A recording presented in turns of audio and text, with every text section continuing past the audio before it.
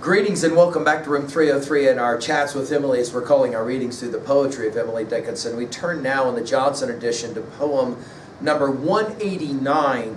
It's such a little thing to weep. I told you guys that in 172 separate poems, Emily uses the word little. I think it's an important insight that she's constantly emphasizing the littleness, the fragility, and I love poem 1063. Ashes denote that fire was, as a way to respond to these short poems, these especially quatrain poems, these little 4-line offerings. She's done this a number of times already in our study. Our assumption is that you've been following our stuff at learnstrong.net, down that left-hand side, Chats with Emily, our playlist. I'm hopeful that you've already studied through our set of introductory comments, and I'm hopeful as well that you've worked through our preceding 188 lectures.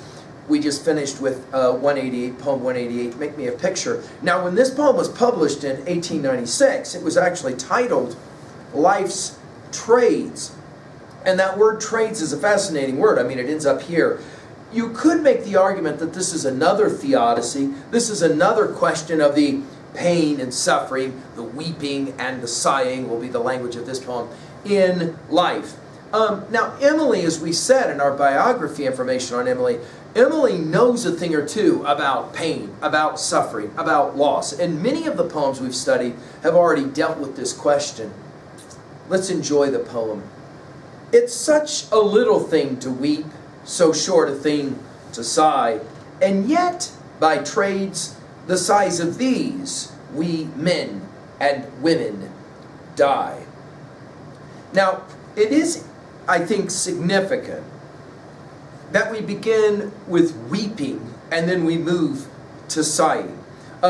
When we get to poem 276, weeping, by the way, is used often in Emily's poetry. In poem 276, it will be till I stir and weep. The idea of weeping or crying has been lamenting, I think, has easily been translated back to Emily's study of biblical texts and, of course, to the book of Lamentations and the like. Notice it's such a little thing to weep. It's almost like she's speaking ironically, as in, it's not that big of a deal.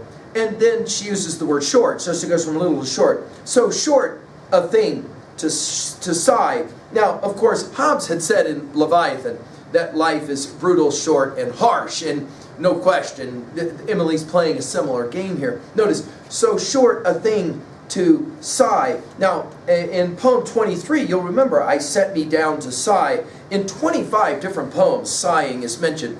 We'll mention at 3a that I think Emily is channeling some of Dante here and the Divine Commedia, especially the Inferno. We've given full lectures at learnstrong.net. You'll remember, though, there are several moments when Dante, the pilgrim, will identify the power of sighing. So much so, even remember, that there will be individuals whose punishment is to do nothing more than sigh.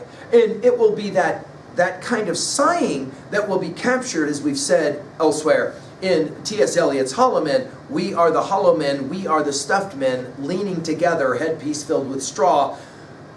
Alas, our dry voices when we whisper together, quiet meanings. That alas is, I think, this as well, this sighing, this weeping. She says about life, we spend so much of our time weeping, so much of our time in life sighing, and yet by trades, and this is an interesting word, trades. Of course, it can be barter trades. Dictionaries of Emily's day would have said as well that trade can be stuff, goods, materials, commodities, etc., often used in bartering, and yet by trades, the size of these, that is to say, weeping and sighing, we, men and women, die.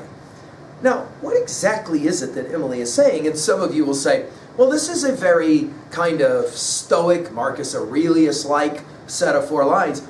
I would say that it's probably less Marcus Aurelius, and it's probably more the Puritan tradition that Emily was raised in. In other words, we go through life, and what is it that we know we're going to have more of than anything? Well, weeping and sighing. And we go through life that way, and then we come to our death, and guess what? Same thing. We trade off whatever joys it is we have for the sighing, the weeping of our life. And in 2a, I think that's the point here. We live, we die, weeping and sighing. It is a fundamental part of the human condition, maybe Emily would be saying to us.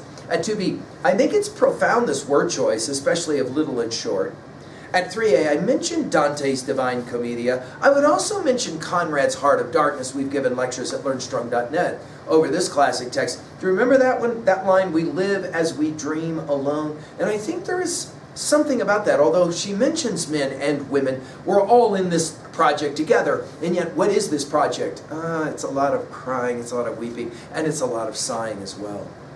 Finally, at 3b, to own a poem, a set of lines like this, how do you deal with the weeping and with the sighing in your life? And to what degree is your study of Emily helping you process through those emotions? I hope so. Thank you.